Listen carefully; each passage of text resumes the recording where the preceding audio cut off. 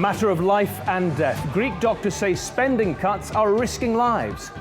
Now, in such a desperate state, is it time that Greece told its lenders enough is enough? We'll be asking the country's Labour Minister. Also on the programme, we take our first step on the Panama paper trail, and it starts with a tax lawyer baking cookies in Miami. And what makes an excellent wine? Good grapes, good soil, sunshine, and ducks, of course. Well, all that and more on Money Talks.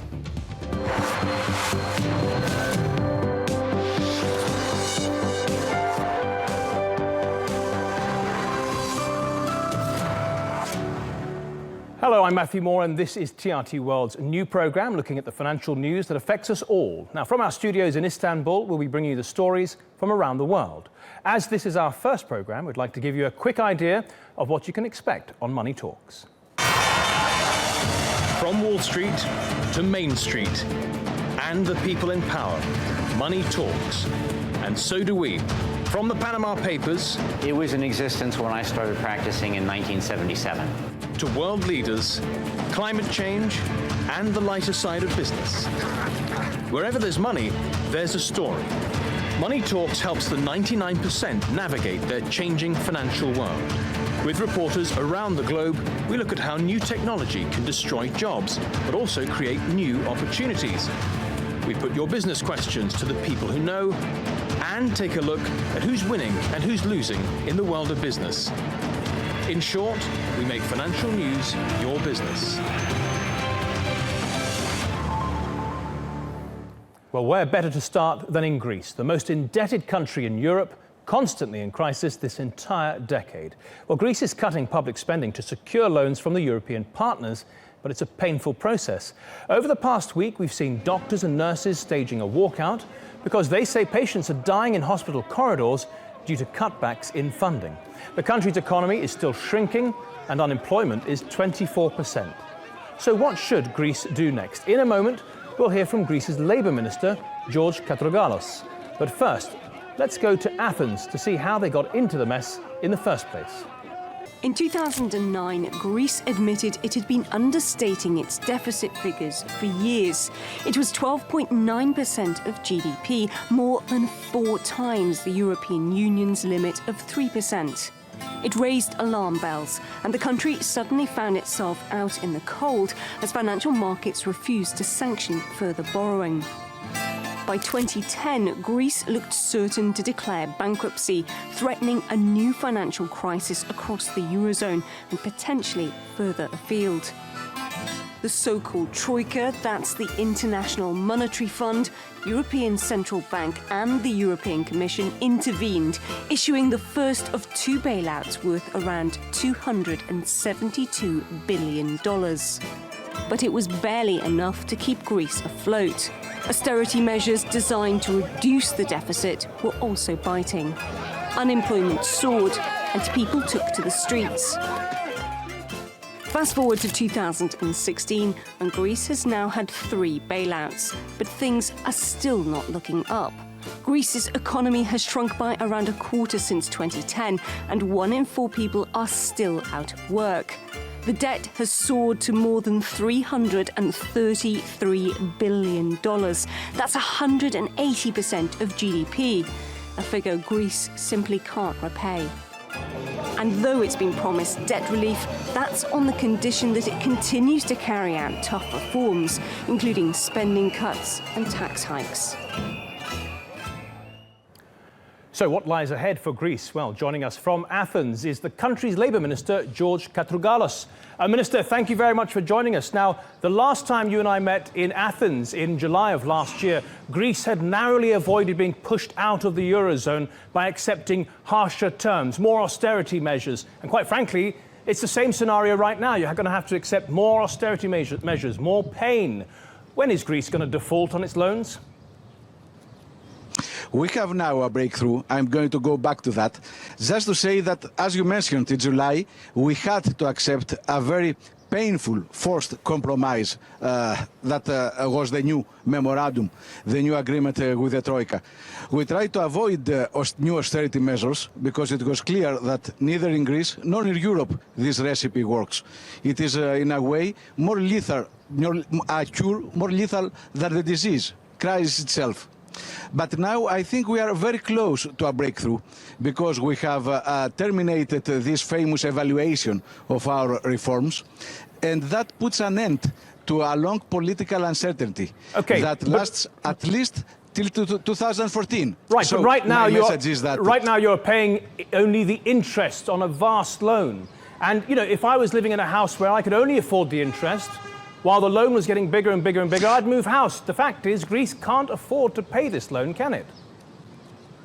First of all, much of the new debt we are getting is exactly to repay old debt. It is not for the actual economy. So you have a point.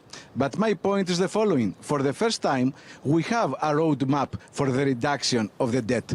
So the last decision of the Eurogroup is indeed a breakthrough. First, because it puts an end to the political uncertainty which has poisoned economy for many years. And second, exactly because for the first time we have some hope of reduction of this mountain of debt we have acquired. Okay, so you think you're going to get the debt relief perhaps in the coming months or so. But the fact is you've had to agree to tax hikes, privatizations, spending cuts.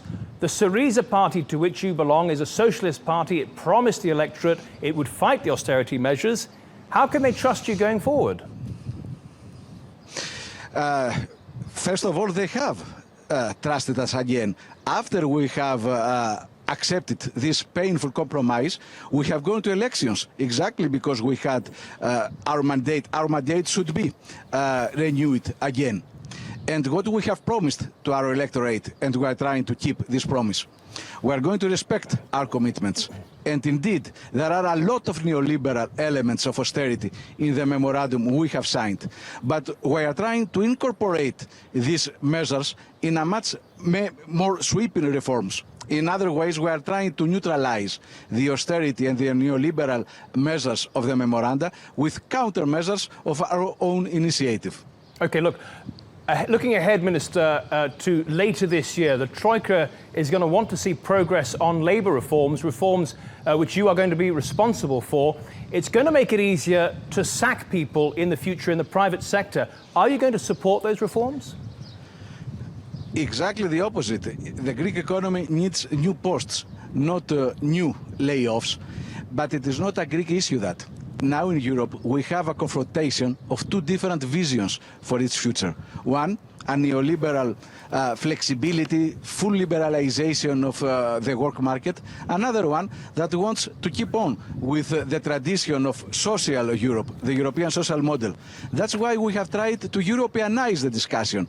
We have asked the European Parliament to follow by close the negotiations and the International Labour Organization to have a final say on the whole process. So I'm hopeful that completely on the opposite, not only we are not going to take new harsh measures, but we are going to reintroduce again collective bargaining, which was the first victim of the crisis. Okay, Labour Minister for Greece, Georgios Katrougalos, thank you very much for your time. Let's get the view from the city now. Mike Ingram is an analyst at BGC Partners in London. He, like everyone else on the markets, has been watching Greece closely for the last several years. Mike Ingram, thank you very much for joining us. Let's just start with Greece's chances of defaulting at some point. What's the view there? Well, I understand the Minister's optimism. Unfortunately, I can't share it. I feel it's only a matter of time until Greece does indeed default on its debt. Of course, we've had many episodes and many phases of extend and pretend. Most recently in the Eurozone ministers likely to sign off on another €7.5 billion later on this week, and I'm assuming this is to keep the airwaves clean of possible Brexit ahead of the UK referendum. But ultimately, as you say in your report, national debt to GDP, 180%. At best, that has stabilized. A banking sector with non-performing exposures over 3 times tangible equity. Unemployment, youth unemployment, the future of Greece, over 40%. And in terms of the more immediate economic outlook, well, Greece is still having to endure brutal austerity, and the Troika's plan is for years of this. Primary surpluses before interest payments, 3.5% of GDP for 7 years. This is not going to happen because the growth needed to generate that is not going to appear. Private sector economists know that. It's only the IMF and the European Commission that seem to believe that these numbers might be better. So in the meantime, Greece remains in a debtor's prison. It is patrolled by German guards, and the only means of escape in the absence of parole is to dig a tunnel. OK, Mike Ingram in London, thank you for that. Obviously, there's a story we will be watching over the next few months to see if there is indeed a default. So that's the Greek debt crisis. Now let's go around the world in 60 seconds for the top business headlines. Microsoft is buying the world's largest professional network, LinkedIn, in a deal worth more than $26 billion. LinkedIn shares jumped nearly 50% following the announcement of an all-cash buyout. Microsoft says the company will retain its independence and that Jeff Weiner will remain the CEO. A strike by Air France pilots threatens to leave thousands of football fans stranded. The national carrier's employees are protesting against longer working hours. More than 1.5 million people are travelling to France for Euro 2016, but many have missed flights due to delays and cancellations. Garbage collectors and rail and energy workers are also on strike.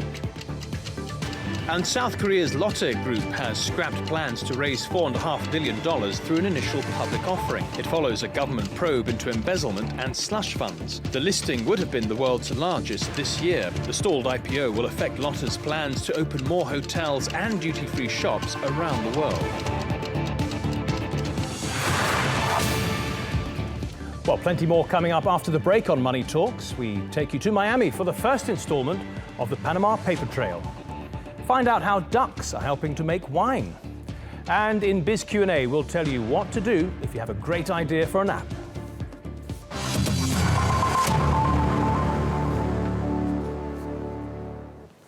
Well, welcome back to Money Talks. I'm Matthew Moore in Istanbul. Still ahead on the programme, Sauvignon Blanc, the South African way, how vineyards are getting a helping hand from these guys.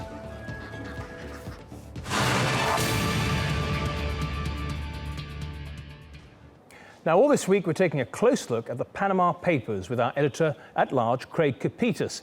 Here's a quick reminder of what the story is all about. More than 11 million pages of legal documents were leaked from the world's 4th biggest offshore law firm, Mossack Fonseca. The documents outlined how the rich exploit offshore tax havens like Panama. 12 world leaders were named, and it led to the resignation of Iceland's Prime Minister.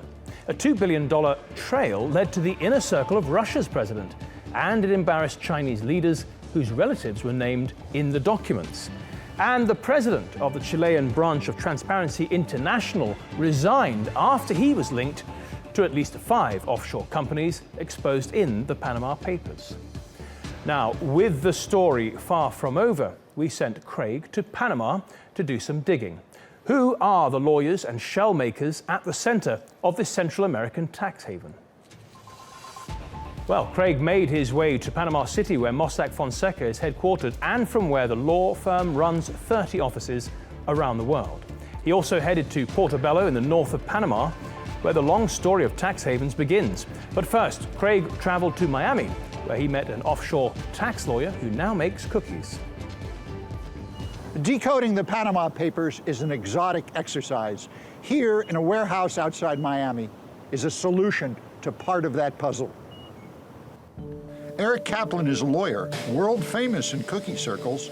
Once upon a time, he was even bigger in Panama and other financial havens, where he spent 22 years cooking unique and legal offshore structures for hundreds of global clients looking to avoid the tax man. Nowadays, the biggest secret in his life is the mixture of oats, hemp, and flaxseed that his wife uses to bake Ellie's gourmet granolas. The Panamanian Corporation was the vehicle of choice to hold these assets. Panama, Bermuda, the British Virgin Islands, Kaplan's forte was establishing stealthy trusts and concealed corporations for Latin American businessmen on the hunt for U.S. real estate. Call it the Kaplan recipe, a formula essential to understanding how the thousands of offshore shell companies described in the Panama Papers actually operate. Well, this is not a secret. This is the existence of these companies, these businesses, this method of operation. It was in existence when I started practicing in 1977. Kaplan's offshore life began at the University of Florida Law School. Degree in hand, he traveled north to New York University. There he acquired a Master of Law in what the school describes as international tax planning, a euphemism for establishing shells, offshore companies, trusts, and mutual funds. What you learn in law school is what those differences are. What you learn when you go into practice is how to utilize those differences to minimize the impact of U.S. taxation on your client's activities.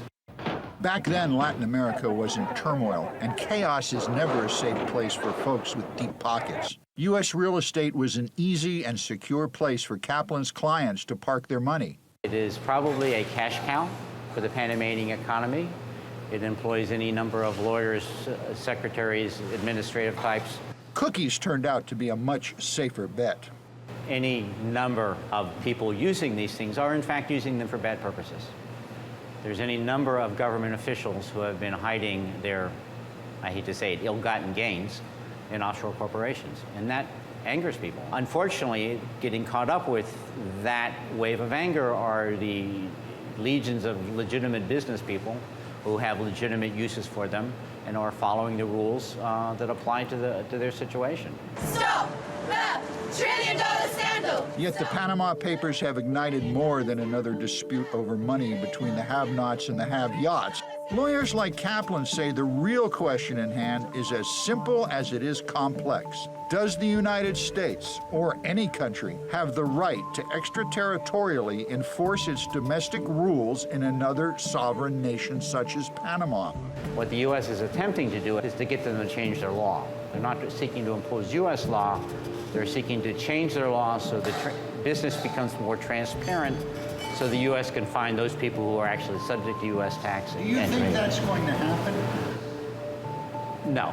For governments looking to shut down the offshore shell makers, the message inside Kaplan's otherwise delightful fortune cookie is not likely to be appreciated.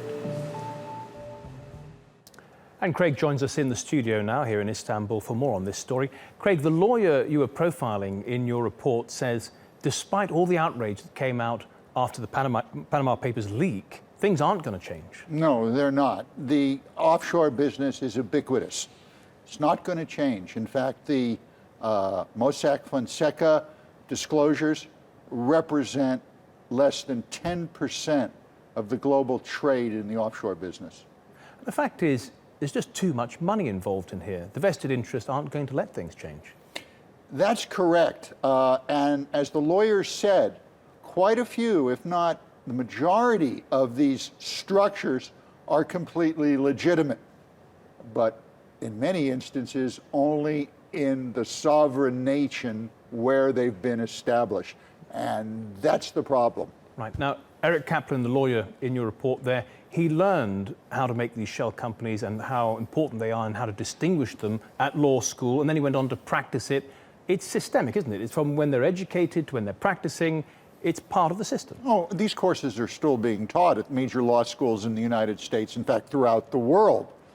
Tax planning is a huge, huge business, and nothing is going to shut it down.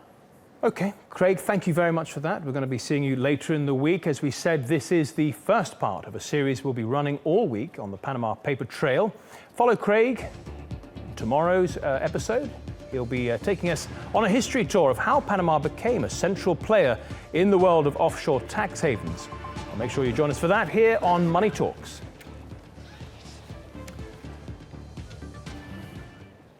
Now, here on Money Talks, we like to help viewers bring their business ideas to life. So, in Biz Q&A, we put your questions to people in the know. Our first inquiry is about making money out of apps. Hello, my name is Yusuf Shahata. I'm a computer science fresh graduate from Cairo, Egypt. I had this idea of developing a mobile application, and I needed some advice on how to turn the concept or the idea of the application to reality. And also I needed some advice on how to advertise for my application and how to make sure whether this application already exists or not.